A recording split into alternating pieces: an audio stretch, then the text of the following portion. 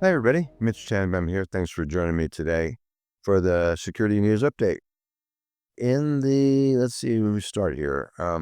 For our defense contractor clients, I've added a new video on changes to how you do SPURs reporting. The government has added uh, in SPURs under PIE new capabilities to look at your level 2 C3 PAO score and level 3 score, and for you to enter your own level 1 self-assessment and level 2 self-assessment. The level 1 self-assessment is just a kind of a yes, no, are you compliant? The level 2 self-assessment goes into the 14 categories and requires you to answer for each of the 110 controls where you stand. And if you answer it wrong, then they literally will not even let you enter a CMMC score. So check out our video site, cybersecurity.us, and I go into detail with a lot of pictures. Amazon, and this is very interesting. I think this is kind of maybe the near future of AI agents.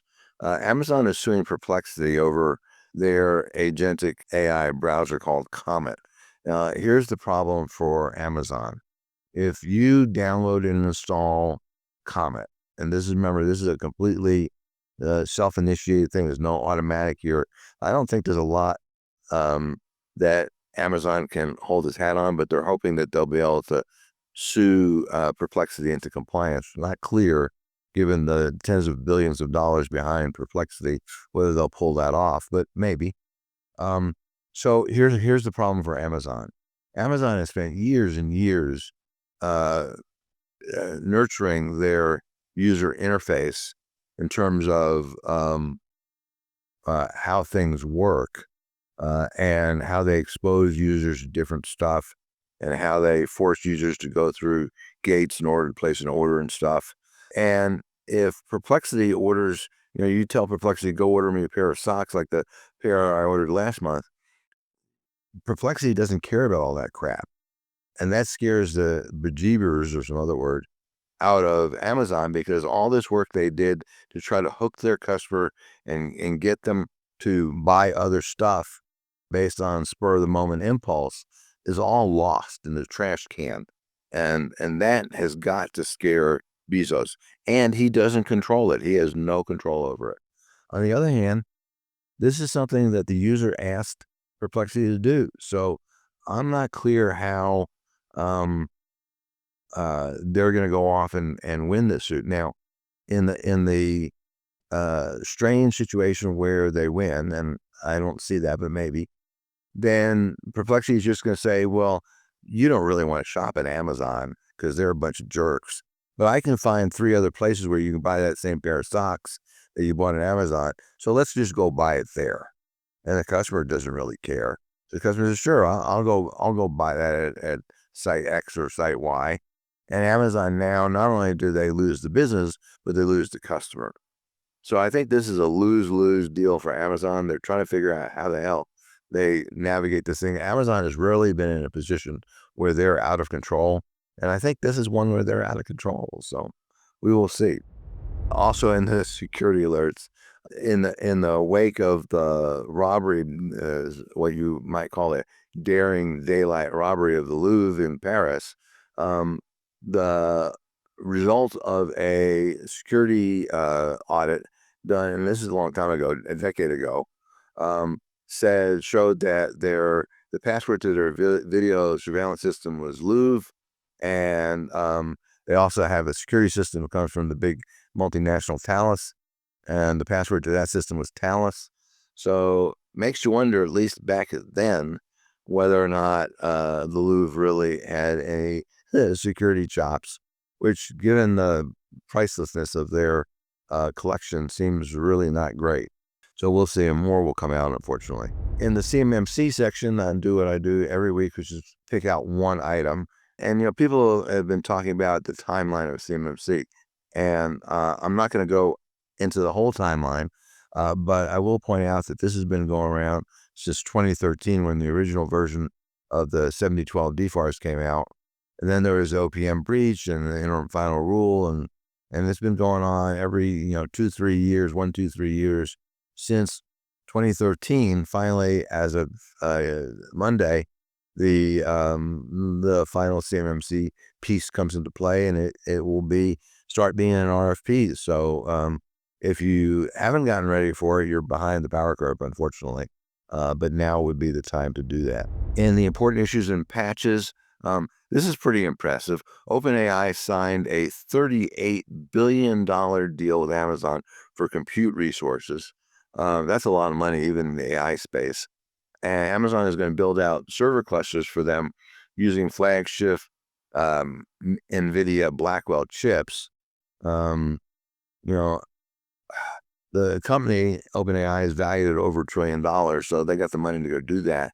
But that's a lot of money, and that's good for NVIDIA, and it's good for OpenAI. It's certainly good for Amazon.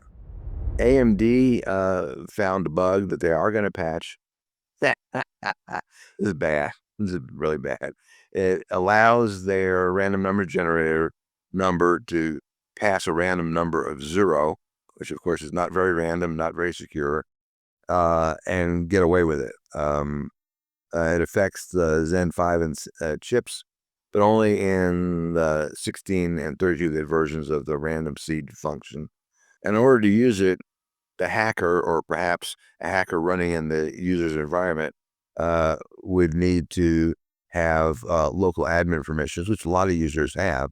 Unfortunately, not a recommended practice, but a lot of people do that.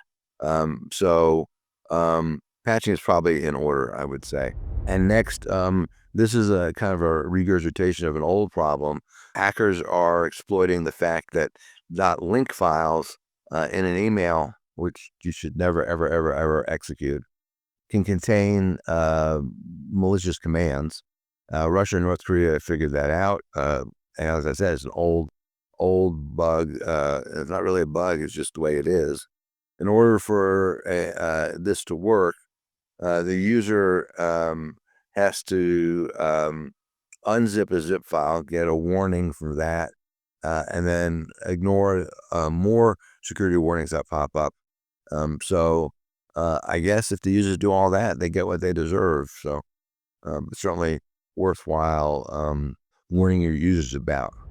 AI prompts are now discoverable, and we're seeing DHS executed a federal search warrant compelling OpenAI to reveal user prompts, and not just the prompt in question, but other prompts from the same user. How do you protect yourself from that? If users are doing stuff and you don't know what they're doing, and they put some squirrely stuff in there, that's discoverable. So beware. The president also said in the 60 Minutes interview, after he pardoned the founder of Binance, who pleaded guilty, didn't want him convicted, he pleaded guilty to a money laundering scheme as part of a $4.3 billion settlement. He said, I know nothing about the guy. So apparently he just pardons random people without knowing anything about them, which is technically legal, but a little sketchy. Samsung and OpenAI are partnering on, this is kind of weird, but whatever, floating data centers and floating power plants. Now, ignoring the fact that it might pollute the ocean. Interesting scheme. I'm not sure how you do it, but it does essentially solve the problem of not in my backyard, where people don't want these things in their backyard, so we'll put them in the ocean. Not clear. Another group is trying to put it in outer space. So, people are getting creative. In the breaches department, another day, another crypto hack. Yeah. Surprise, surprise, surprise. This time it's Balancer, and the loss is over $100 million, and it affects multiple cryptocurrencies. And the attackers basically exploited a faulty access control in a particular function of their smart contract. Whether these guys will get made whole, not clear. The South Korean telecom giant SK Telecom told shareholders that recovery costs and other losses tied to their breach reduced third quarter earnings from $350 million to $30 million. That's pretty big. And in addition to that, sales fell to 12% as well. They suspended their third quarter dividend, but they said if we ever become profitable again, we'll reinstate the dividend. So the real world consequences of breaches. Ernst Young leaves 4 terabyte SQL database, unprotected, no password, no encryption. Researchers just happened to stumble over it. Once they told the right people, Ernst Young, about it, they password protected the link. But how does a massive company like that, who offers cybersecurity services to its clients, get caught with such a rookie mistake? Not clear. But I'm sure that someone's going to get inside the companies get hung out to dry over that one. The U.S. Appeals Court lowers the bar for data breach lawsuits. So, under federal law, you have to show that you've been damaged in order to sue. But one appeals court has just lowered that bar dramatically, and good for the plaintiffs, not so good for you if you're being sued.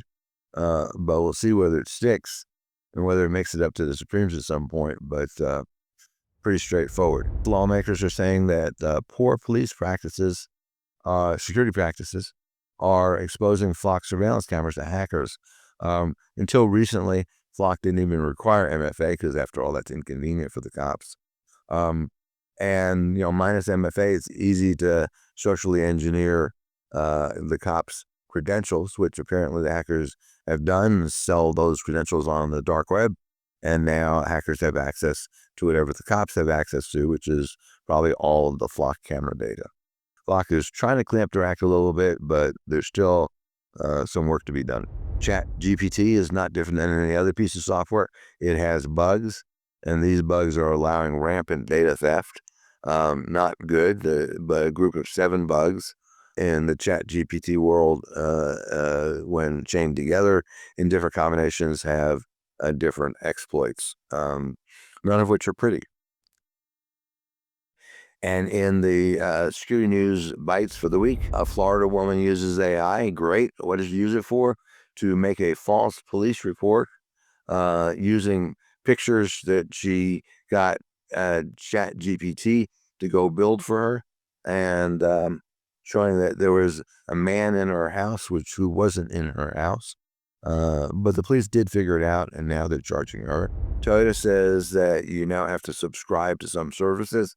In some sense, this is not as bad as the BMW thing, where if you wanted to turn on the heated seats, you had to pay a monthly fee. But this is things, like if you want to use navigation, which in my car doesn't require subscription, you now have to pay $15 a month. This is a great way to get monthly recurring revenue. Now, people say, well, you can use your phone. Well, I got all this stuff in my car. Why do I want to use my phone? If you're not going to let me use the stuff that's built into the car, then don't build it in there and reduce the price. But apparently that's not the way that's going, and that may be the future. Microsoft and others are planning to build massive AI data centers in the UAE, which is not exactly the seat of democracy. And somehow we're going to go protect that. I'm not exactly sure how we protect that from being misused, but they claim they're going to do that somehow. And the click fix attacks, which are attacks which we've seen for a while in the Windows world, which allows hackers to fool users into installing malware, now works on Mac. So welcome to the Windows world, Mac users. You have the same problems that Windows users have. By now, CMMC is fully in effect. But, while the Pentagon yet is not requiring a third-party certification, some primes are saying that if you want our business, you do need a third-party certification. So depending on where you are in your CMMC process, assuming you're a defense contractor or Department of Energy contractor, you may be behind the power curve. We can certainly assist you. Please let us know. And we'll be happy to do that. Until next time, thanks for listening, and stay safe.